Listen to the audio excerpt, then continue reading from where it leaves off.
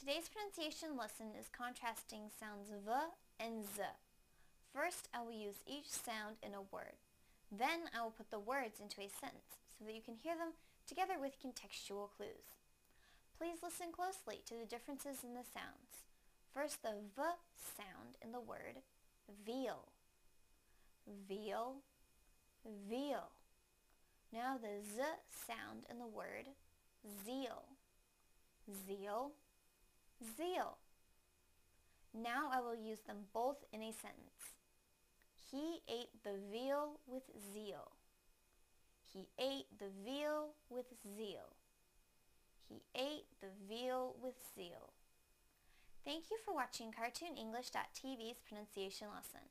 Come visit our website for free lessons, games, and chat.